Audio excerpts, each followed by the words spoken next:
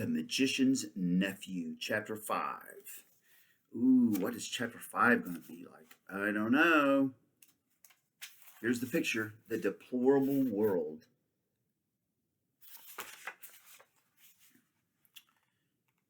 Let's see how many pages. The children were facing one another across the pillar where the bell hung, still trembling, though it no longer gave out any note. Suddenly they heard a soft noise from the end of the room, which was still undamaged. They turned quick as lightning to see what it was. One of the robed figures, the furthest off one of all, the woman whom Diggory thought so beautiful, was rising from his chair.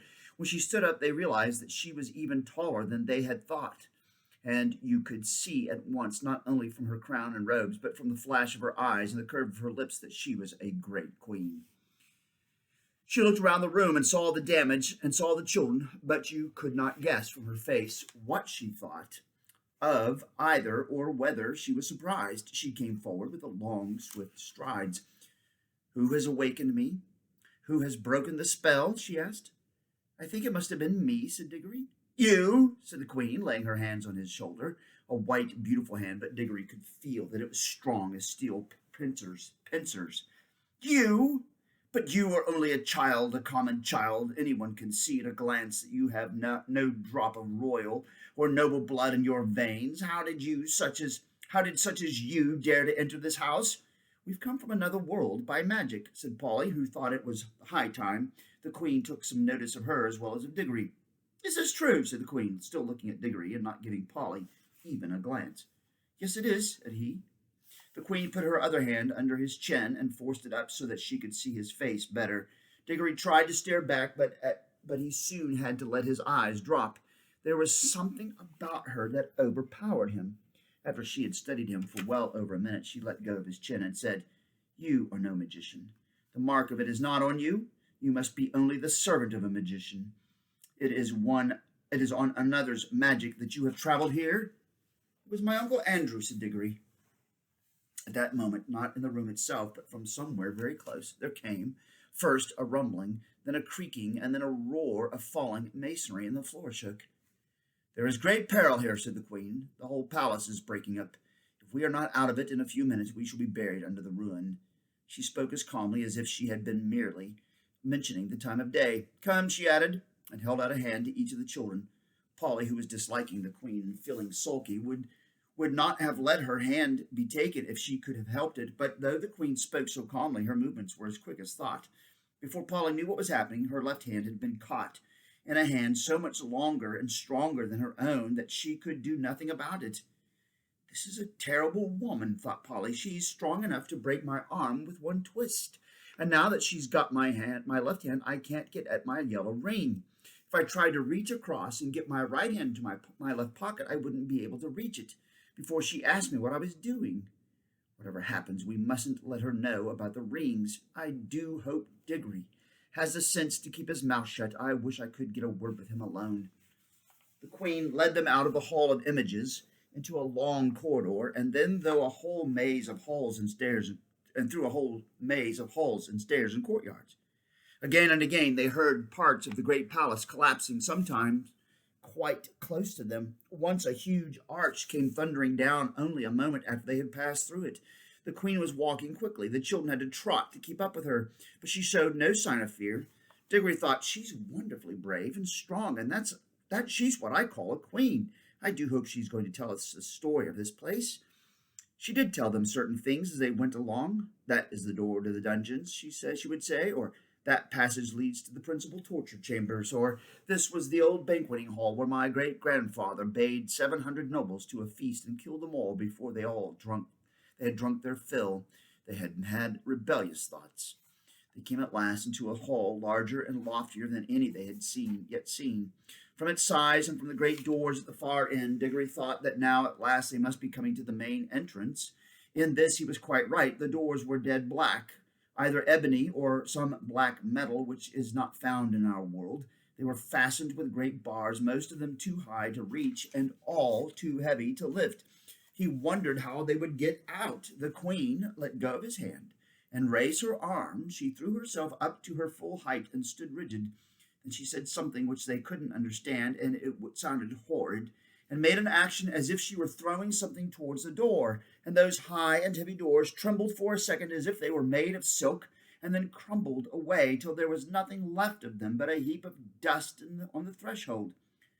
Whew, whistled Diggory. Has your master magician, your uncle, power like mine? Asked the queen, firmly seizing Diggory's hand. But I shall know later. In the meantime, remember what you have seen. This is what happens to things and to people who stand in my way. Much more light than they had yet seen in that country was pouring in through the now empty doorway, and when the queen had led them out through it, they were not surprised to find themselves in the open air. The wind that blew in their face was cold, yet somehow stale. They were looking from a high terrace, and there was a great landscape spread out below them. Low down and near the horizon hung a great red sun, far bigger than our sun. Diggory felt at once that it was also older than ours, a sun near the end of its life, weary of looking down upon that world. To the left of the sun and higher up there was a single star, big and bright. Those were the only two things to be seen in the dark sky. They made a dismal group, and on the earth, in every direction, as far as eye could reach, there spread a vast city in which there was no living thing to be seen. And all the temples and towers, palaces, pyramids, and bridges cast long, disastrous-looking shadows in the light of that withered sun. Once a great river had flowed through the city, but the water had long since vanished, and it was now only a wide ditch of gray dust. Look well on that which no eyes will ever see again, said the queen. Such was Cairn, that great city, the city of the King of Kings, the wonder of the world, perhaps of all worlds. Does your uncle rule any city as great as this boy? No, said Diggory. He was going to explain that Uncle Andrew didn't rule in any cities, but the queen went on. It is silent now, but I have stood here when the whole air was full of the noises of Cairn. The trampling of feet and the creaking of wheels, the cracking of whips and the groaning of slaves, the thunder of chariots and the sacrificial drums beating in the temples. I have stood here, but that was near the end, when the roar of battle went up from every street and the river Cairn ran red. She paused and added, all in one moment, one woman blotted it out forever. Who? Said Diggory in a faint voice, but he had already guessed the answer. I, said the queen. I, Jadis, the last queen, but the queen of the world. The two children stood silent, shivering in the cold wind. It was my sister's fault, said the queen. She drove me to it. May the curse of all the powers rest upon her forever. At any moment I was ready to make peace, yes, and to spare her life too, if only she would yield me the throne, but she would not. Her pride has destroyed the whole world. Even after the war had begun, there was a solemn promise that neither side would use magic. But when she broke her promise, what could I do? Fool! As if she did not know that I had more magic than she. She never even knew that I had the secret of the deplorable world. Did she think? She was always a weakling. That I would not use it? What was it? Said Diggory. That was the secret of secrets, said Queen Jadis. It had long been known to the great kings of our race that there was a word which, deplorable word, not deplorable world, deplorable word. There is a word which, if spoken with the proper ceremonies, would destroy all living things except the one who spoke it. But the ancient kings were weak and soft-hearted, and bound themselves and all who should come after them with great oaths, never even to seek after the knowledge of that word. But I learned it in a secret place, and paid a terrible price to learn it. I did not use it until she forced me to it. I fought and fought to overcome her by every other means. I poured out the blood of my armies like water. Beast, muttered Polly. The last great battle, said the queen, raged for 3 days here in Cairn itself. For 3 days I looked down upon it from this very spot. I did not use my power till the last of my soldiers had fallen, and the accursed woman, my sister, at the head of her rebels, was halfway up those great stairs that lead up from the city to the terrace. Then I waited till we were so close that we could see one another's faces. She flashed her horrible, wicked eyes upon me and said, Victory! Yes, I said, victory, but not yours. Then I spoke the deplorable word. A moment later, I was the only living thing beneath the sun. But the people, gasped Diggory. What people, boy? Asked the queen. Oh, the ordinary people, said Polly. who'd never done you any harm, and the women, and the children, and the animals. Don't you understand, said the queen, still speaking to Diggory. I was the queen. They were all my people. What else were they there for but to do my will? It was rather hard luck on them, all the same, said he. I had forgotten that you were only a common boy. How should you understand the reasons of state? You must learn, child, that what would be wrong for you or for any of the common people is not wrong in a great queen such as I.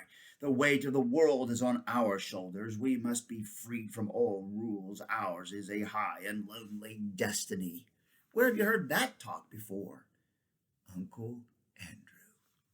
Diggory suddenly remembered that Uncle Andrew had used exactly the same words, but they sounded much grander when Queen Jadis said them, perhaps because Uncle Andrew was not 7 feet tall and dazzlingly beautiful.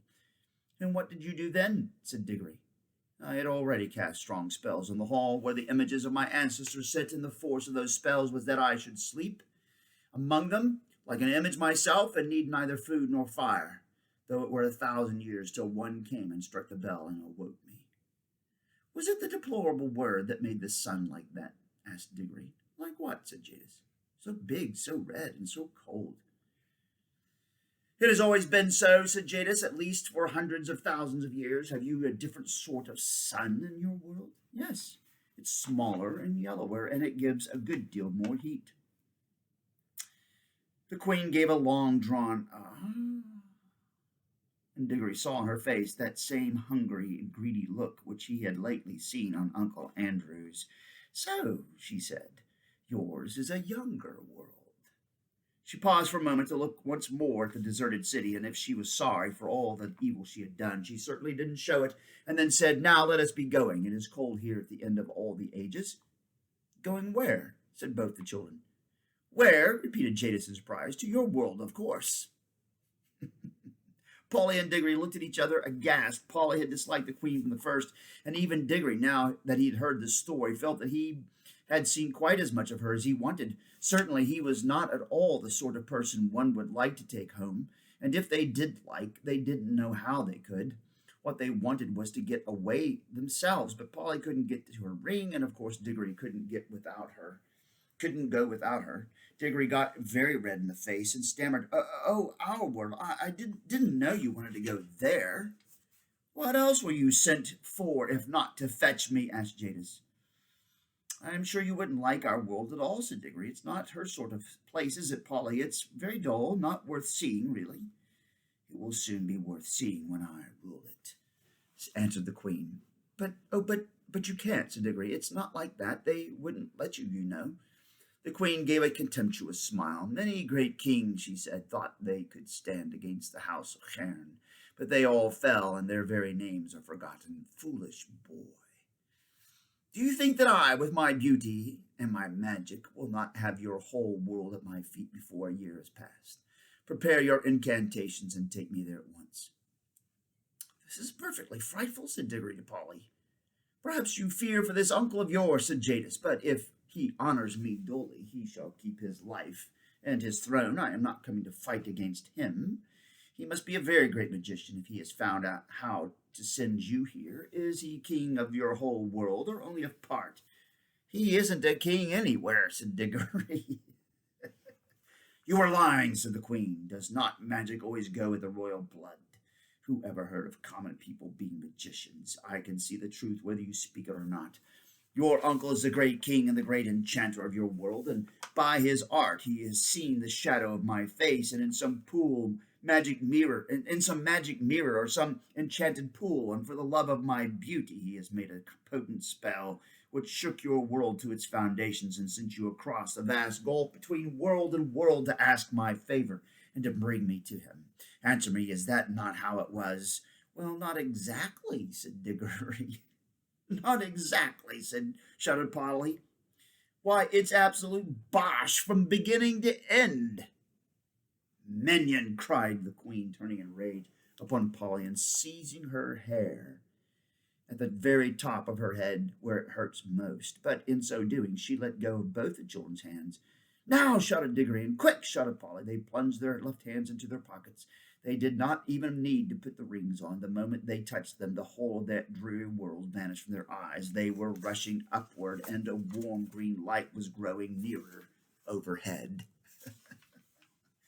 Oh, dear, dear, dear. Wonder what's going to happen if the queen had Polly's hair in her hand. Hmm. We'll have to wait and see. Bye.